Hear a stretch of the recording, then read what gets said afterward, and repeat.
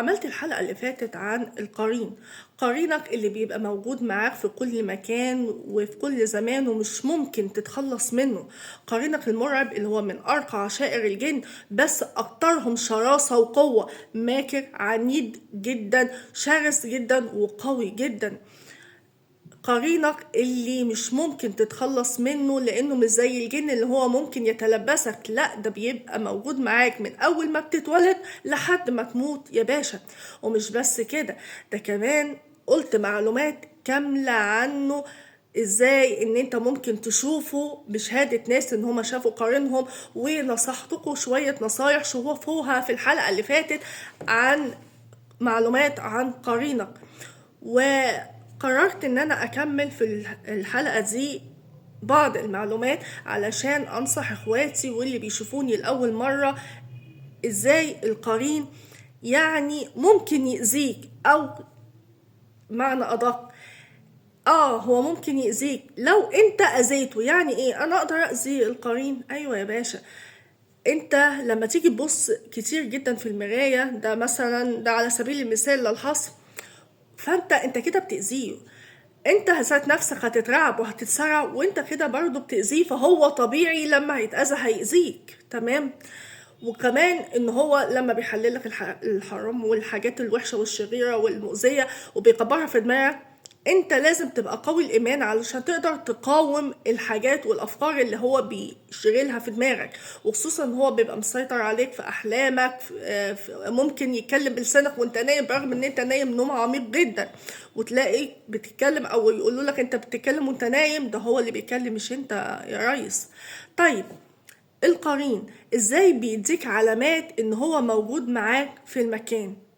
انا هقول كل حاجة بس نقول بسم الله. القرين زي ما قلت لكم بيدي بعض العلامات كده البسيطة اللي انا هقولها دلوقتي علشان يبين لك ان انا موجود في المكان، فاديني قيمتي كده هوت ووجودي معاه. يعني ايه؟ يعني مثلا مش انت ساعات بتبقى قاعد في امان الله ومرة واحدة تحس بزن في الودان؟ صح. احنا بقى الموضوع ده يبقى مضايقنا ونقعد كده نعمل كده في ودنا، وبرضه الزن ده ما بيروحش غير بكيفه وعلى مزاجه. ده القرين بيبقى كده بان عليه زهقان ولا قرفان، فبيتحاول يتواصل معاك، عايز يتواصل معاك فبيديك الزن اللي في الودان ده. طب انا لو سمحت له يتواصل معايا، ده السؤال، هو هيقول لي ايه ولا انا هقول له ايه؟ هذا هو مربط الفيصل، هذا هو مربط الفرس، وهذا هو السؤال. هو بيبقى عايز يتواصل معايا ويقول لي ايه؟ هل هو زهقان ولا اعمل ايه؟ بس ده الرعب اللي احنا عايشين فيه ده يا رب. طيب حاجة تانية، مش انت مرة تبقى نايم وفي عز نومك وفي اوضتك ومفيش حد يعني لا صاحي ولا بيلعب ولا اي حاجة، وتلاقي حاجة وقعت؟ صح. اتحداك ما حصلتش معاك؟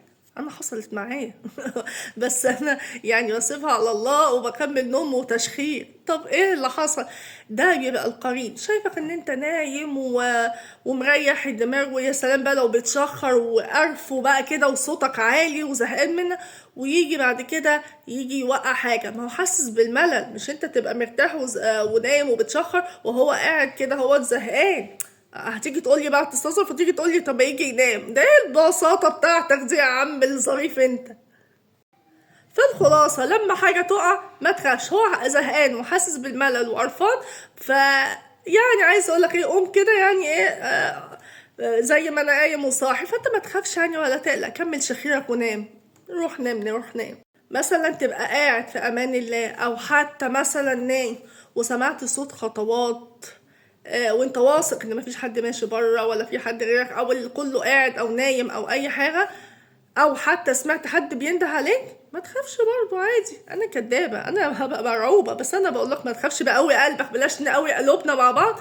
يعني ما تخافش. هتيجي ده القرين برضو بيتجول في الشقه بقى وزهقان او كده، فعادي ما تخافش.